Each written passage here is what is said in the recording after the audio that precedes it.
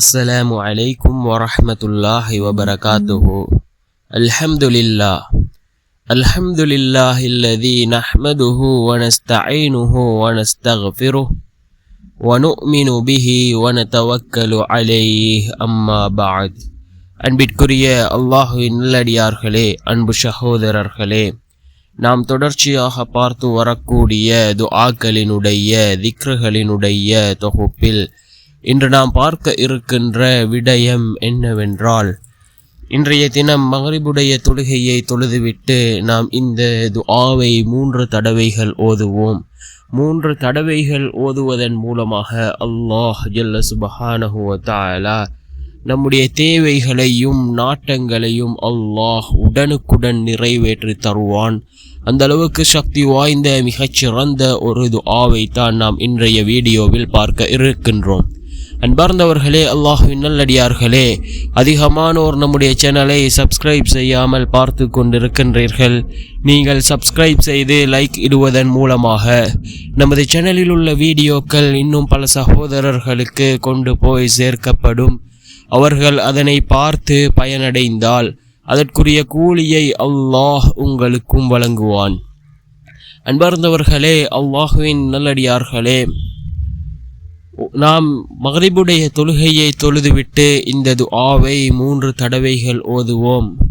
நமக்கு ஏராளமான தேவைகள் இருக்கலாம். இதனை ஓதிவிட்டு அந்த தேவைகளை அல்லாஹ்விடத்திலே பிரார்த்தனை செய்வோம். நிச்சயமாக அல்லாஹ் ஜல்ல சுப்ஹானஹு வ தஆலா இந்த துஆவின் மூலமாக நம்முடைய அனைத்து தேவைகளையும் பூர்த்தி செய்து தருவான். நம்முடைய நாட்டங்களையும் அல்லாஹ் நிறைவேற்றுவான்.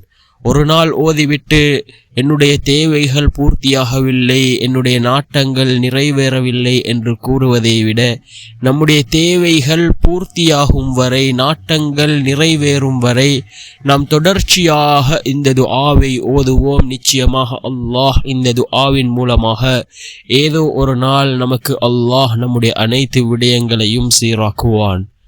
அல்லாஹ் ஒரு மனிதனுடைய துஆவை 3 விதத்திலே அல்லாஹ் அங்கீகரிக்கின்றான். முதலாவது, அந்த மனிதன் துஆ கேட்டதும் அல்லாஹ் அங்கீகரிக்கின்றான். அதே போன்று சிறிது காலம் கழித்து அவருடைய துஆவுக்கு அல்லாஹ் பதில் வழங்குவான்.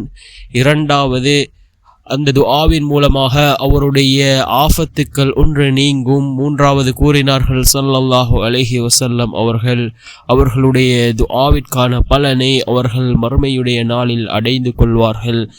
அன்பார்ந்தவர்களே, ஒரு மனிதனுடைய துஆ 3 விதத்தில் அல்லாஹ்விடத்திலே அங்கீகரிக்கப்படுகின்றது.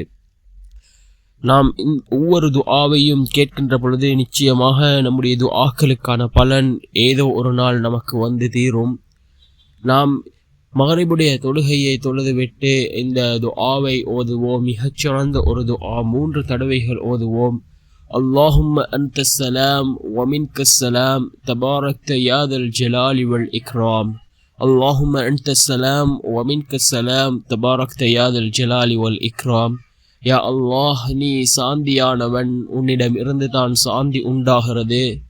கௌரவத்திற்கும் கண்ணியத்திற்கும் உரியவனே, நீ பாக்கியமிக்கவனாக இருக்கின்றாய் என்று பொருள்படக்கூடிய இந்த துஆவை ஓதி நாம் அல்லாஹ்விடத்திலே பிரார்த்தனை செய்வோம். நிச்சயமாக அல்லாஹ் ஜல்ல சுப்ஹானஹு வ தஆலா நம்முடைய பிரார்த்தனைகளுக்கான பதிலை வழங்குவான். வல்லனாய் நம் அனைவரின் பாவங்களையும் மன்னித்து உயர்ந்த ஜன்னத்துல் ஃபிர்தௌஸ் என்ற சுவனத்தில் நம் அனைவரையும் ஒன்று சேர்ப்பானாக. ஆமீன்.